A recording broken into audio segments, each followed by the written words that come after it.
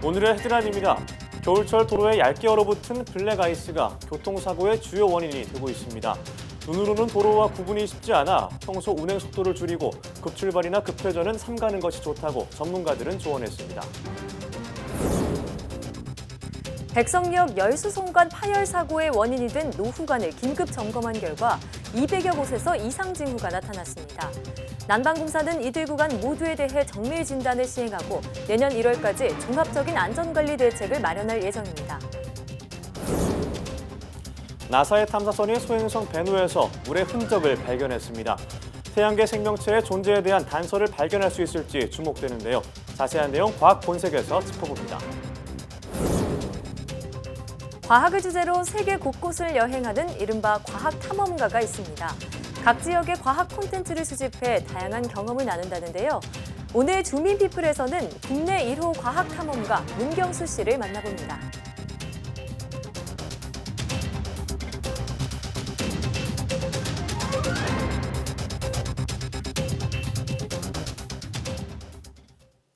여러분 안녕하십니까? 사이언스 투데이입니다. 겨울에 운전을 하다 보면 땅이 얼지도 않은 것 같은데 제동이 안 돼서 미끄러지는 경우가 있는데요. 네, 도로에 얇게 얼어붙은 블랙아이스 때문입니다. 특히 바람이 많고 지열이 없는 달이 든 상대적으로 블랙아이스가 생기기 쉬워서 각별히 주의해야 합니다. 나현호 기자입니다. 비가 추적추적 내리는 고속도로. 앞차가 갑자기 비상등을 켜자 속도를 줄여보려 하지만 여의치 않습니다. 급하게 핸들을 꺾었지만 어쩔 수 없이 부딪히고 맙니다. 이어 가드레일을 들이받더니 또다시 멈춰선 트럭 반대편 가드레일까지 잇따라 들이받습니다. 이미 정차한 차량과 충돌해 겨우 멈춰서지만 이번엔 커다란 트럭이 덮칩니다. 여보세요? 출근 시간 고속도로를 달리던 차량 17대가 서로 부딪히고 뒤엉키면서 아수라장이 됐습니다. 사고를 처리하느라 이 일대 교통은 한동안 극심한 정체를 빚었습니다. 사고는 눈이나 비가 내려 도로에 얇게 얼어붙는 블랙 아이스 때문에 났습니다. 이름처럼 검은색을 띠어서 눈으로는 얼지 않은 아스팔트 도로와 구분하기가 쉽지 않습니다. 저 얼음을 못 봤거든요.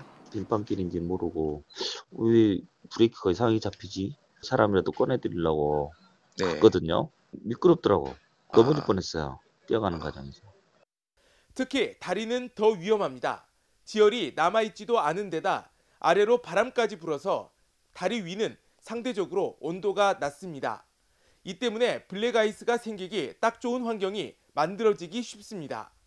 일반 도로에서 50m라면 또 고속도로에서는 그보다 더 배가 높은 100m로 생각하시면 됩니다. 그러나 이런 빙판길에서는 더더욱 미끄럽기 때문에 200m 이상은 확보하시는 게 겨울철에는 적은 비나 눈에도 운행 속도를 대폭 줄이고 급출발이나 급회전은 삼가는 게 좋습니다.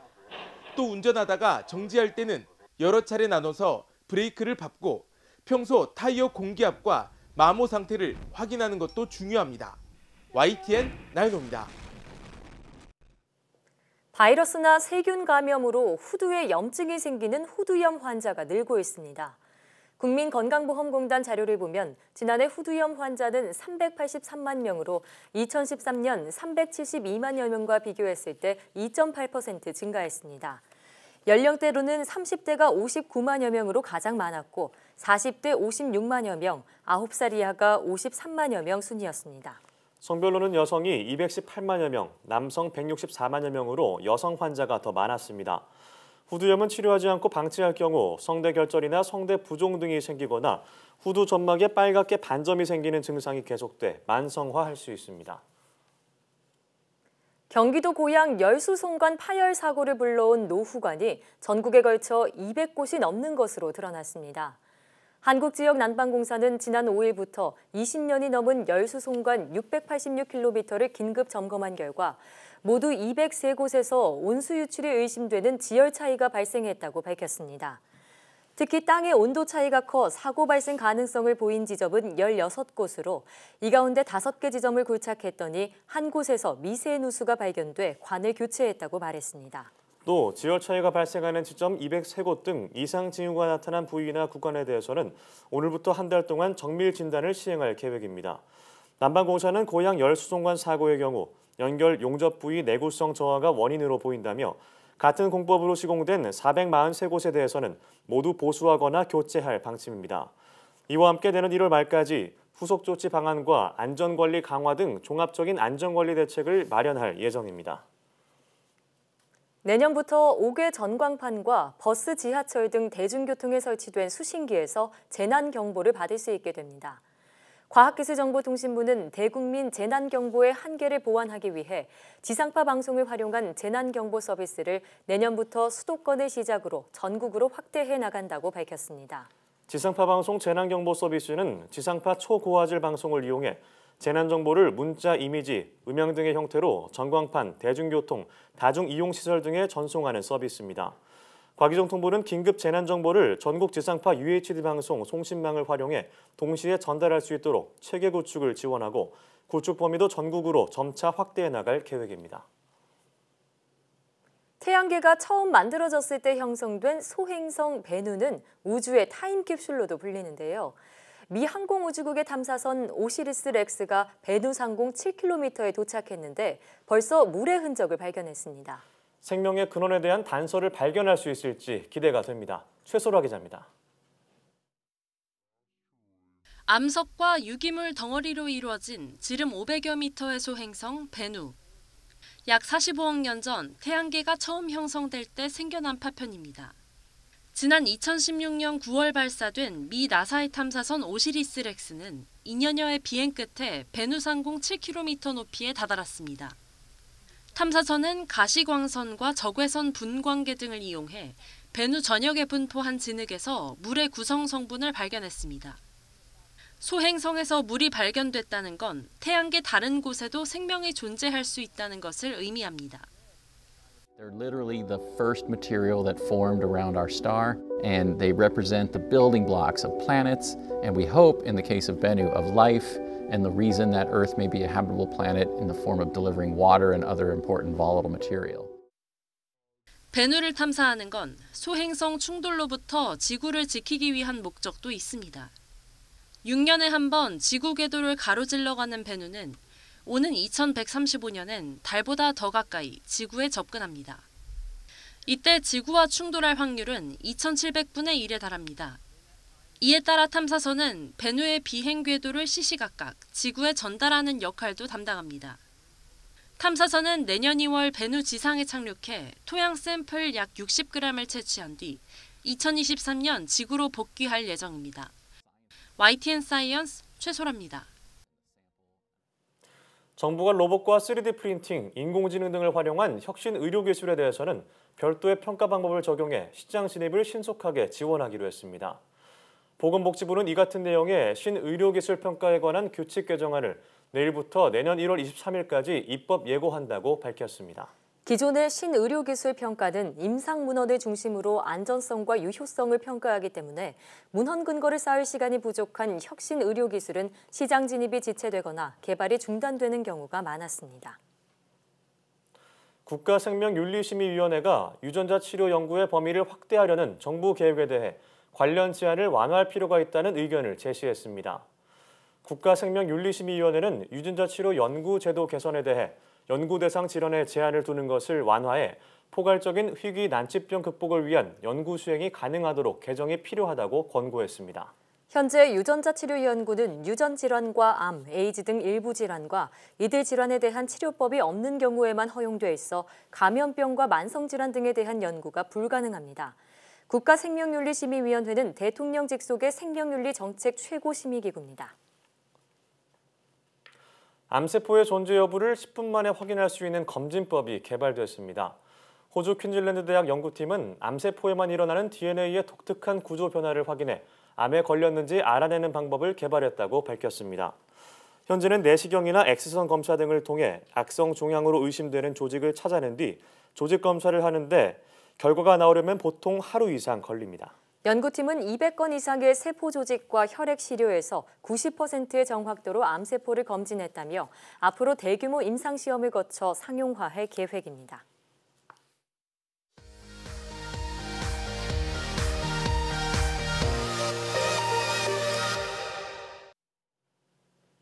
화제 뉴스를 골라 과학 기자의 시선으로 분석하는 과학 본색 시간입니다. 네, 오늘은 최소라 기자와 함께하겠습니다. 어서 오세요. 안녕하세요. 네, 오늘 준비한 첫 소식은 어떤 건가요? 네, 앞서 소행성 베누에 관한 기사를 전해드렸는데요. 네.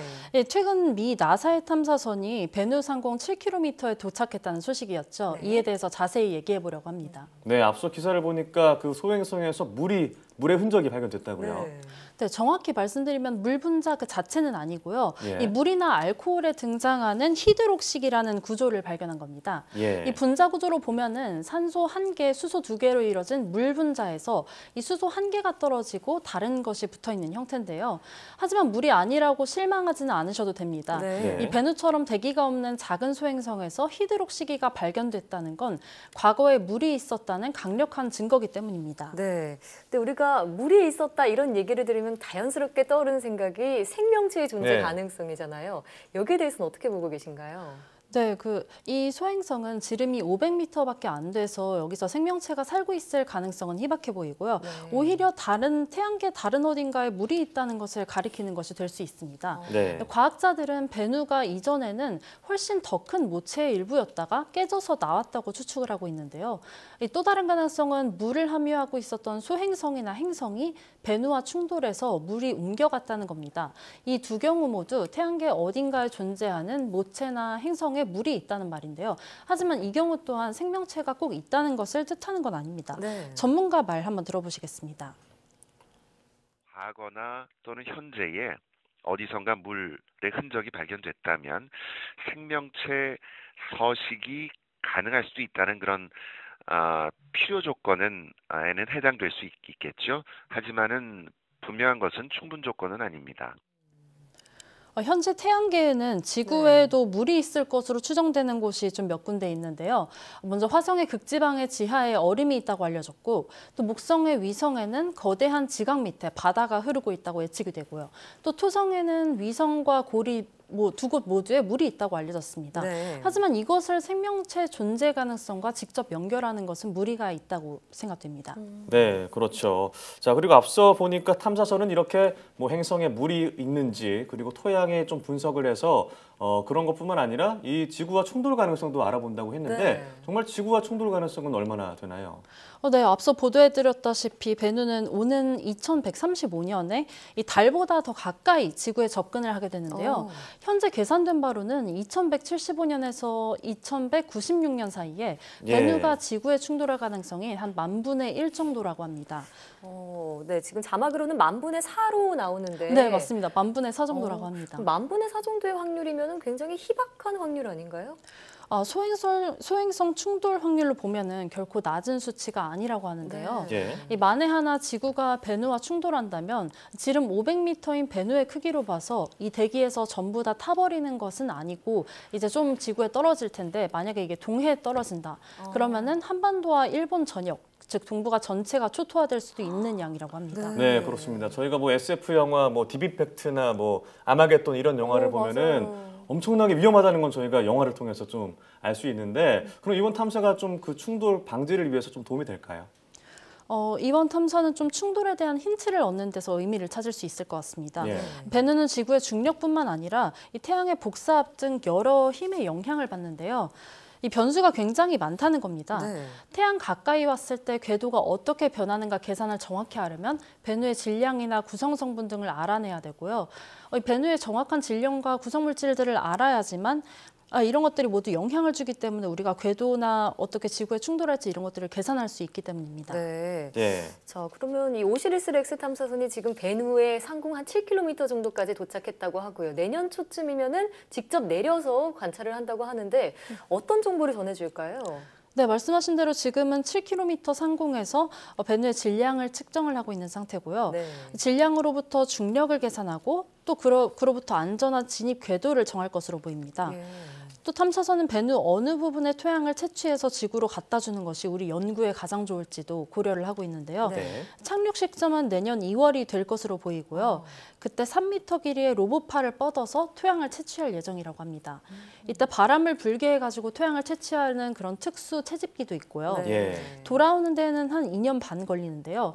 갈 때도 2년 반 걸린 것처럼 돌아올 때도 2년 반이 걸려서 지금으로부터 5년 뒤인 2023년 9월 무렵에 지구에 이제 토양을 가지고 도착할 예정입니다. 네, 2023년 9월이라고요. 아직 좀 멀어 보이지만 그때 또 어떤 탐사 그 과제를 있을까요? 가져올지 기대를 해보겠습니다. 네. 자, 다음 소식은 어떤 소식인가요? 네, 제가 이번 주에 보도해드린 기사 내용 중에서 ICT 표준이라는 기사가 있었는데요. 네. 이에 대해 자세히 얘기해보려고 합니다. 네, ICT 표준 사실 그쪽 계통에 종사하시는 분들이 좀 관심 가져야 될 분야 아닌가 싶은데 네. 왜 이 주제를 갖고 오셨나요?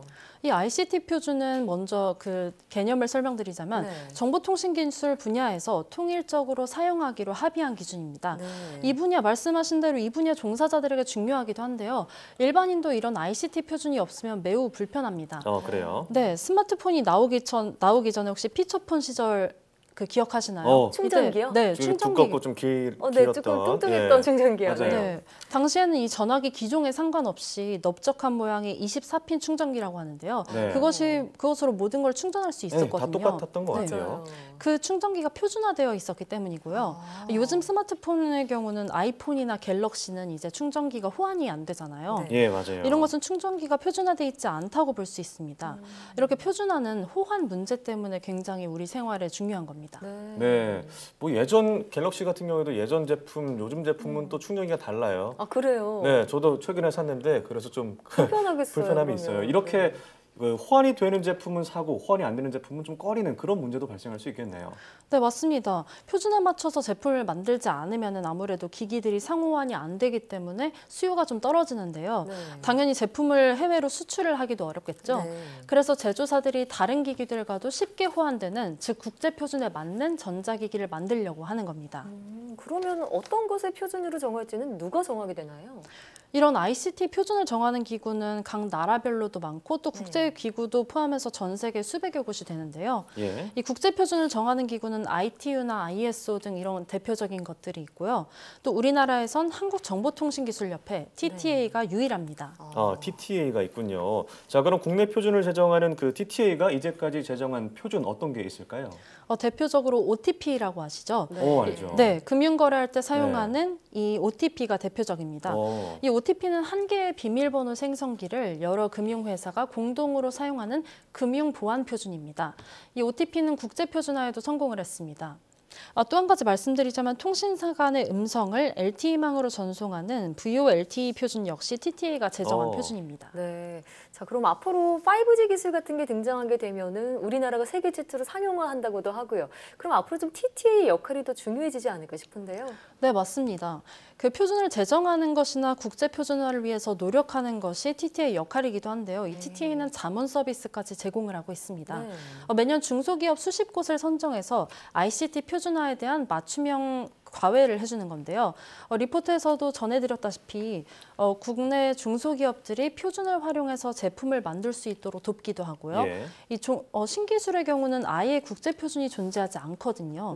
이런 경우에는 중소기업 기술을 표준화한 다음에 나아가서 국제 표준으로 발전할 수 있도록 자문을 도와주고 있습니다. 네, 좋은 기술을 가진 국내 중소기업들이 TTA에 도움을 받아서 국제 표준을 좀 선도할 수 있으면 좋겠다는 생각이 드네요. 네, 그렇게 되길 기대해 보겠습니다. 오늘 말씀 고맙습니다. 고맙습니다.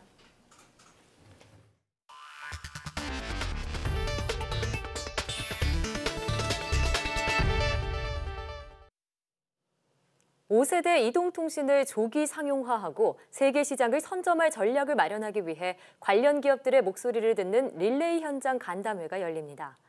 과학기술정보통신부는 현장 간담회를 통해 현장의 아이디어와 애로사항을 수렴해 5G 성공을 위한 실질적인 정책을 발굴하겠다고 밝혔습니다. 간담회는 내년 1월 중순까지 수도권과 중부권, 동남권, 호남권에서 차례로 열릴 예정입니다. 식품의약품안전처가 시판 중인 생리대에 들어있는 휘발성 유기화합물이 인체에 유해한 수준이 아니라고 재확인했습니다. 식약처는 지난해 시행된 생리대 휘발성 유기화합물 저감화 정책에 따라 생리대와 팬티라이너, 탐폰 등 297개 제품을 모니터링한 결과 위해를 우려할 수준이 아니었다고 밝혔습니다. 식약처에 따르면 휘발성 유기화합물은 지난해와 비교해 대부분 유사한 수준이었으며 아크릴산은 더 낮은 수준이었고 14종의 농약 등은 검출되지 않았습니다. 생리대, 팬티라이너, 탐폰 등 126개 제품에 대한 프탈레이트류와 비스페놀 A 위해 평가 결과도 인체에 유해하지 않은 것으로 확인됐습니다. 식약처는 국내 생리대 제조업체 5개사와 함께 정례 협의체를 구성해 휘발성 저감화 요령 준칙을 제정한 상태며 내년부터는 모든 생리대 업계가 저감화 정책에 참여토록 할 예정입니다. 유명 브랜드의 신발을 해외 사이트에서 직접 구매하는 것보다 국내 인터넷 쇼핑몰에서 더 싸게 살 수 있는 것으로 나타났습니다.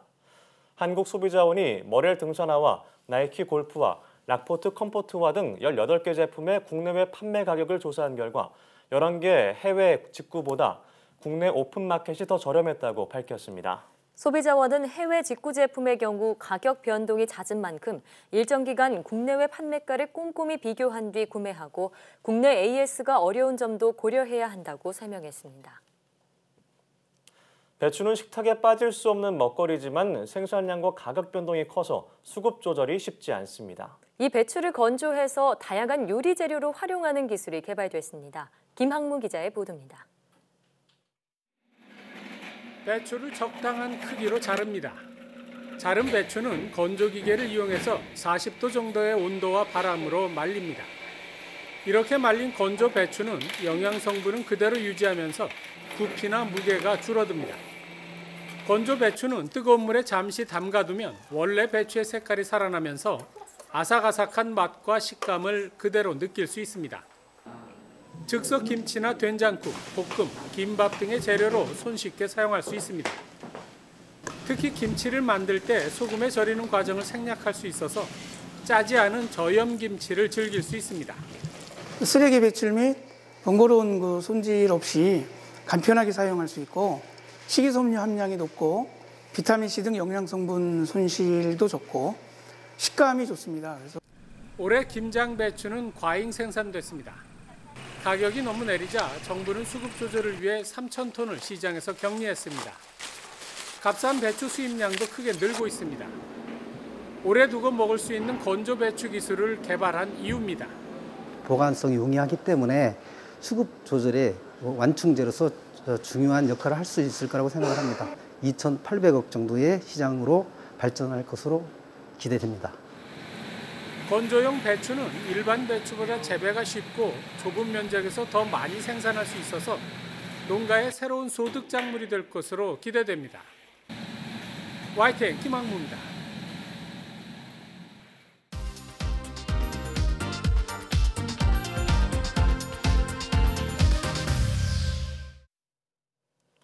어린 시절 한 번쯤 탐험가가 되고 싶다고 생각하셨던 분들 계실 것 같은데요. 그 꿈을 실현한 분이 계십니다. 네, 오늘 주민피플에서는 국내 1호 과학 탐험가 문경수 씨를 모시고 자세한 얘기 나눠보겠습니다.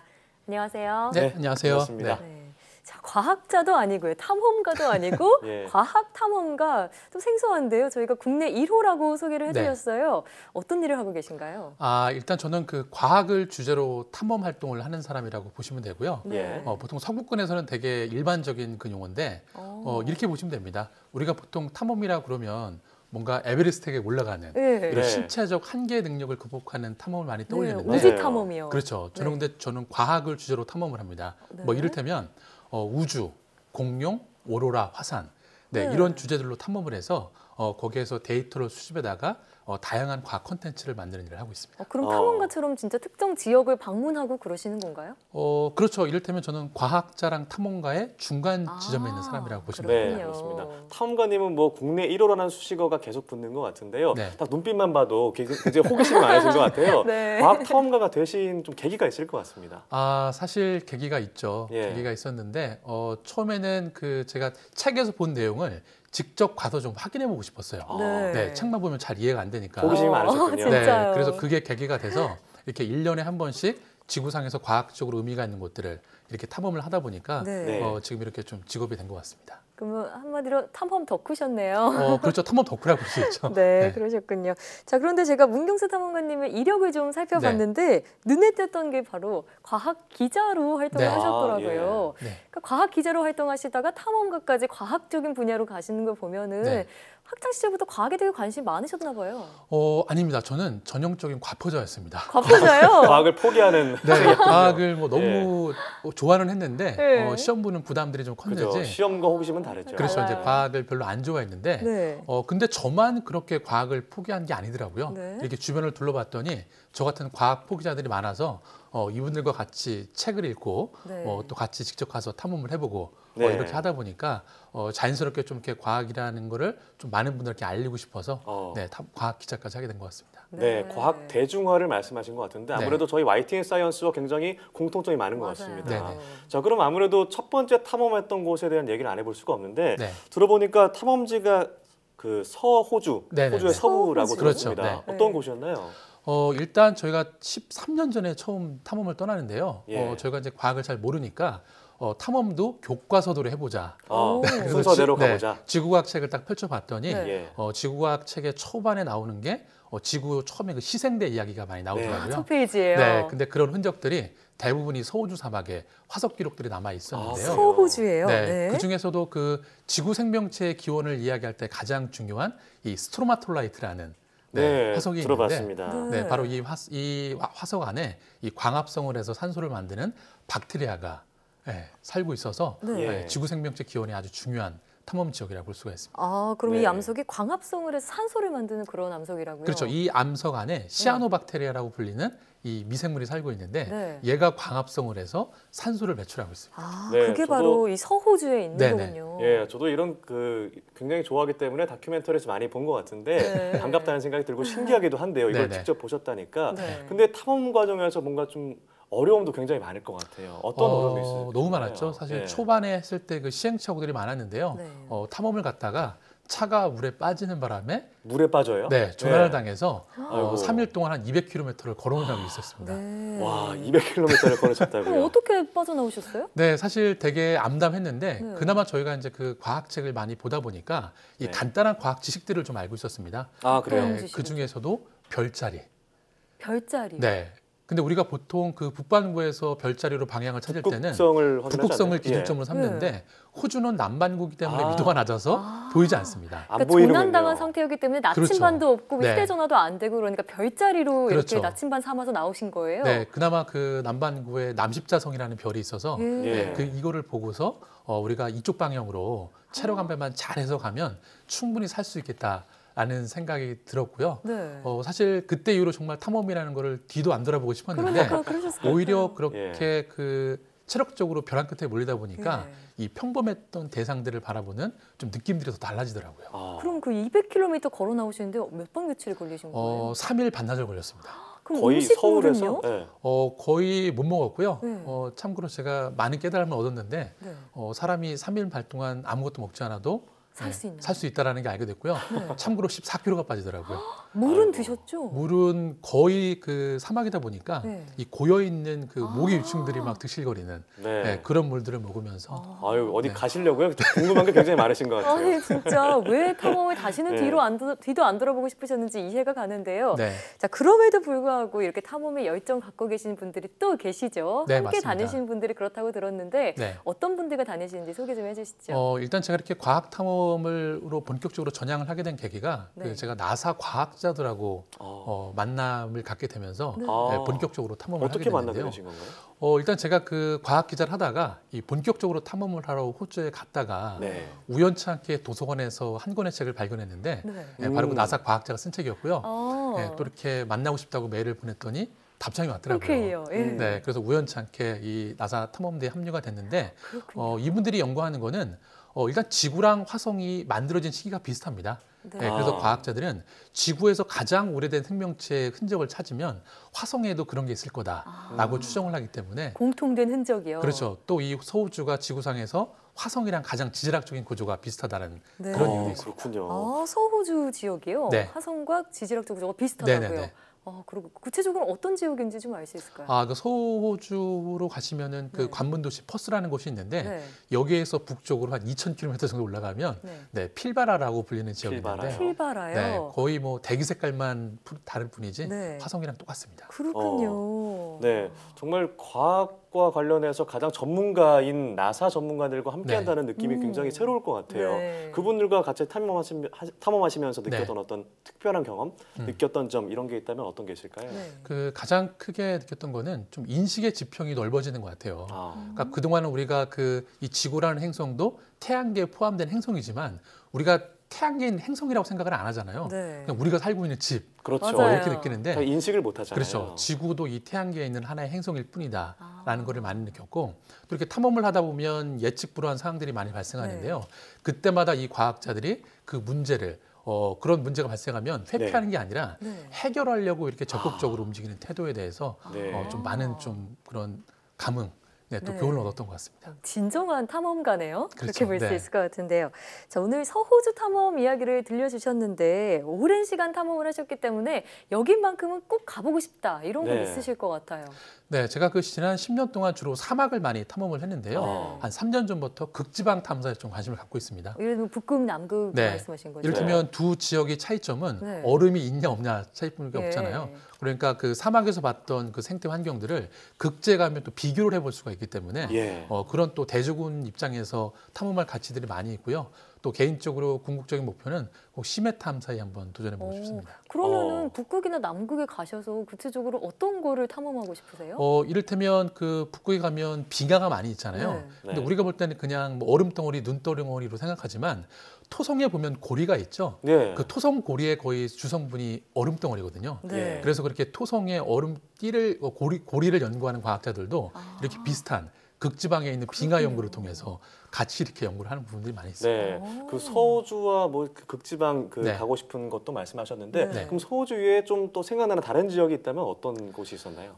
일단 제가 또 그 다음으로 탐험을 많이 한 거는 몽골에 가서 몽골 고비 사막에 가서 공룡 화석 탐사를 많이 했습니다. 와, 공룡도 굉장히 좋아하셨겠네요. 네, 공룡도 너무나 좋아하고요. 실제로 우리가 공룡하면 되게 동화책이나 만화책에 나오는 그런 상상 속의 동물인 것 같지만 실제 현장에 가서 땅을 파보면 정말 그 거대한 공룡 화석들이 그 흔적을 보이는 걸 보면 정말 엄청나죠, 이 감흥이. 저도 공룡을 굉장히 좋아해서 공룡 전문가잖아요. 어떤 공룡 보셨나요? 저는 그 브라키오사우루스라고 그 아기 공룡 줄리에 나오는 엄마 공룡 있잖아요. 목이 긴 공룡. 그 공룡 화석을 직접 발굴해 본 적이 있어요. 직접 발굴 현장에 참여를 하셨고요.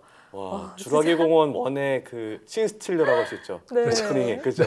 와, 그 어떤 느낌인지 굉장히 궁금하기도 하고 일반인도 쉽게 갈 수 있는 건가요? 네, 제가 이렇게 과학자들하고도 가지만 그 일반인 분들하고도 많이 가거든요. 일반인 분들이요? 네, 그래서 제가 한 번은 그 공룡 탐사에 온 일반인 분께 이렇게 돈을 내고 왜 사서 고생을 하러 오시냐라고 여쭤봤더니 이런 말씀을 하시더라고요.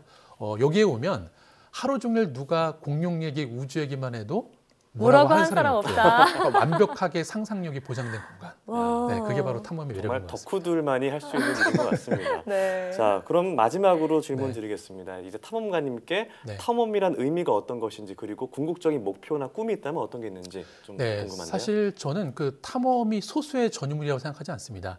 우리 모두는 탐험가라고 생각하고요. 근데 우리가 탐험을 선뜻 못 나서는 거는 너무 거창하게 생각하기 때문에 못 가는 거거든요. 그래서 제가 생각하는 탐험은 우리 일상 속에서 이 우연한 작은 발견을 통해서 내 생각이 바뀌고 이게 작은 실천으로 이어질 수 있다라면 저는 이게 우리 시대에 맞는 새로운 탐험 정신이 아닌가라고 생각을 하고요. 그리고 제가 또 최근에 조금 유명세를 타면서 이렇게 과학 탐험에 관심 있는 학생들한테 정말 많이 연락들을 받거든요. 그래서 제가 이제 궁극적으로 하고 싶은 일은 이렇게 과학이라는 게 연구실이나 이렇게 학문 쪽으로만 뭔가 역할이 있는 게 아니라 뭔가 산업적으로 그리고 뭔가 콘텐츠적으로 좀 이렇게 풍성해지는 그런 또 새로운 채널들을 만들어 보고 싶은 게 제 궁극적 목표입니다. 네, 그러니까 이 과학 탐험이라는 게 거창한 것이 아니라 일상 속에서 뭔가 새로운 것을 발견해내는 것도 하나의 탐험이다. 이런 그럼요. 말씀이 정말 인상 깊은데요. 앞으로 제 1호를 넘어서 2호, 3호 탐험가가 계속 나올 수 있도록 많은 노력 부탁드리겠습니다. 네, 자 지금까지 문경수 과학탐험가와 함께 이야기 나눠봤습니다. 오늘 말씀 고맙습니다. 네, 고맙습니다.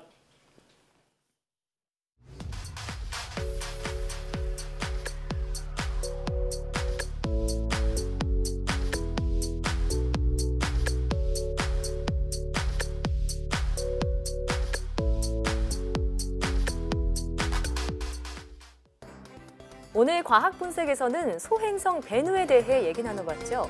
과학자들이 소행성을 찾아다니는 이유는 비단 충돌의 위험성 때문만은 아닙니다. 네, 바로 소행성의 경제적인 가치 때문인데요. 일부 소행성엔 철이나 금과 같은 광물이 매장돼 있어서 우주를 떠다니는 보물섬이 따로 없다고 합니다. 네, 그래서 이 소행성 광물 채굴을 목표로 세워진 회사들도 있을 정도인데요. 미래엔 우주 광부와 같은 직업이 생겨날지도 모르겠네요. 네, 사이언스 투데이 오늘 저희가 준비한 소식은 여기까지입니다. 함께해 주신 여러분 고맙습니다.